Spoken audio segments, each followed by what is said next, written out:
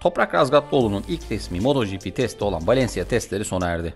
Toprak testi 18. sırada, 15. sıradaki Quartararo'nun arkasında en iyi ikinci Yamaha olarak tamamladı.